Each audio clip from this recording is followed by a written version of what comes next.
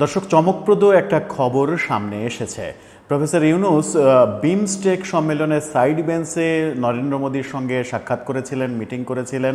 সেটা নিয়ে আমরা বহু কথা বলেছি, কিন্তু সেখানে কি আলোচনা হয়েছিল সেটা নিয়ে ভারত এবং বাংলাদেশের সরকারের পক্ষ থেকে দুই রকম ব্যাখ্যা আমরা শুনেছিলাম। ভারত বলেছিল এই আলোচনায় তেমন কিছুই হয়নি, এখানে ফলপ্রসূ কোনো কিছু হয়নি। বাংলাদেশ সরকার বলেছিল যে এটা ফলপ্রসূ হয়েছে, খুবই দারুণ একটা মিটিং হয়েছে। সেই আলোচনা যেহেতু পুরনো হয়ে গেছে, সেটা নিয়ে আর তেমন একটা কোনো কথা হয়নি। হঠাৎ করে পুরনো বিষয়টা আবার চাঙ্গা করে ফেললেন প্রধান উপদেষ্টা প্রফেসর ইউনূস নিজেই। তিনি কাতার সফরে গিয়ে আল জাজিরাকে একটা সাক্ষাৎকার দিয়েছিলেন। সেই সাক্ষাৎকার আল জাজিরা আজকে ভিডিও সাক্ষাৎকার আজকে পাবলিশ করেছে।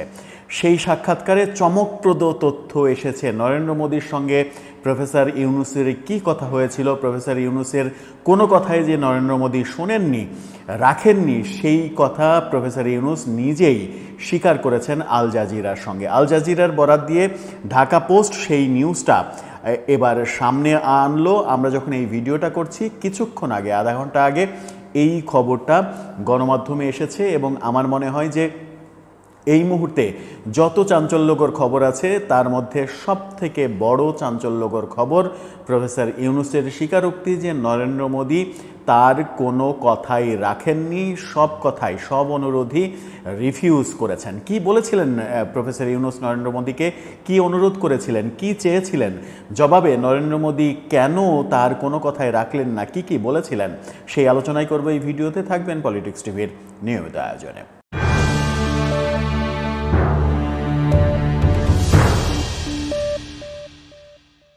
দর্শক, পলিটিক্স টিভির নিয়মিত ভিডিওগুলো এখন থেকে স্পন্সর করছে প্রজাপতি.tv, নতুন ওটিটি প্ল্যাটফর্ম। আপনারা চাইলে ইউটিউবে, ফেসবুকে, ইনস্টাগ্রামে, টিকটকে দেখে নিতে পারেন। ডেসক্রিপশন বক্সে লিঙ্ক দেওয়া থাকবে, সেখান থেকেও আপনারা দেখে নিতে পারেন প্রজাপতির কার্যক্রম। চলে যাচ্ছি মূল ভিডিওতে। বলছিলাম প্রফেসর ইউনূস এবং নরেন্দ্র মোদীর বিমস্টেকের সাইড বেঞ্চে যে মিটিং, সেই মিটিংয়ে কি কথা হয়েছিল। সেখানে খুবই গুরুত্বপূর্ণ দুটো কথা হয়েছিল। সেই দুটো কথার একটা হচ্ছে প্রফেসর ইউনূস শেখ হাসিনাকে ফেরত চেয়েছিলেন। জবাবে নরেন্দ্র মোদী কি বলেছিলেন? জবাবে নরেন্দ্র মোদী সরাসরি বলেছিলেন যে না, এটা দেয়া সম্ভব নয়। গণমাধ্যম যেটা বলছে সেটা হচ্ছে যে কাতার ভিত্তিক সংবাদ মাধ্যম আল জাজিরার সঙ্গে দীর্ঘ সাক্ষাৎকার দিয়েছেন অন্তর্বর্তীকালীন সরকারের প্রধান উপদেষ্টা মোহাম্মদ ইউনূস।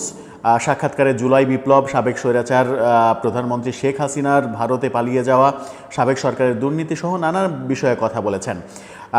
এই কথাই তিনি যেখানে বলেছেন সেটা হচ্ছে যে ভারতের প্রধানমন্ত্রী নরেন্দ্র মোদীর সঙ্গে বৈঠক করেছিলেন, সেখানে শেখ হাসিনাকে চুপ রাখতে বলেছিলেন তিনি।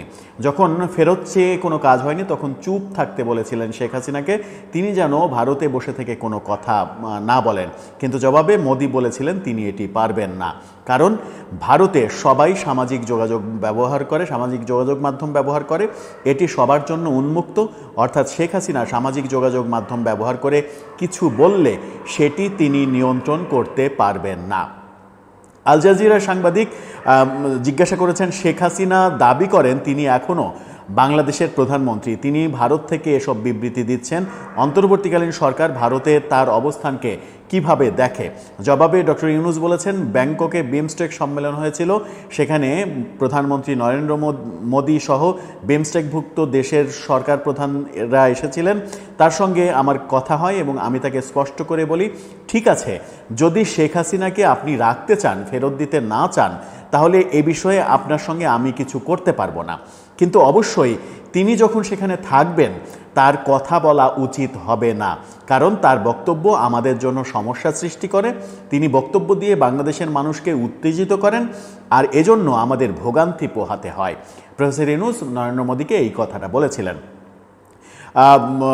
মোদি কি বলেছিলেন এই প্রশ্ন যখন পাল্টা প্রশ্ন করা হয় তখন ডক্টর ইউনূস তিনি বলেছিলেন ভারত হলো এমন দেশ যেখানে সামাজিক যোগাযোগ মাধ্যম সবার জন্য উন্মুক্ত, আমি এটি নিয়ন্ত্রণ করতে পারবো না। অর্থাৎ শেখ হাসিনা সামাজিক যোগাযোগ মাধ্যম ব্যবহার করে যা কিছু করছেন বলছেন সেটি তার ইচ্ছায় আমি কোনো হস্তক্ষেপ করতে পারবো না, কারণ ভারতে যারা বসবাস করে তাদের স্বাধীনতায় আমি হস্তক্ষেপ করতে পারি না।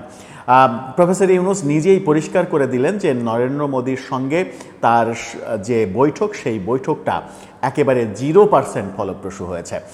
অথচ এর আগে সরকারের প্রেস সেক্রেটারি, প্রধান উপদেষ্টার প্রেস সেক্রেটারি, তিনি দাবি করেছিলেন যে এই বৈঠকটি খুবই ফলপ্রসূ হয়েছে। ভারত সরকার থেকে সেটি অস্বীকার করা হয়েছিল, কিন্তু এখন প্রফেসর ইউনূস নিজেই আল জাজিরার কাছে স্বীকার করলেন যে নরেন্দ্র মোদীর কাছে তিনি দুটো জিনিস চেয়েছিলেন, এই দুটোর একটিও নরেন্দ্র মোদী দিতে রাজি হননি, হতাশ করেছেন। দর্শক, আপনার কি মনে হয় এই যে এই সাবজেক্ট নিয়ে এতদিন যে লুকোচুরি খেলা হলো, বিশেষ করে প্রেস সেক্রেটারি যেভাবে বিবৃতি দিয়েছিলেন, এখন প্রফেসর ইউনূস আল জাজিরাকে সাক্ষাৎকার দিয়ে সেটা উল্টে দিলে তাতে করে এই প্রেস সেক্রেটারির মান সম্মানটা কি থাকলো?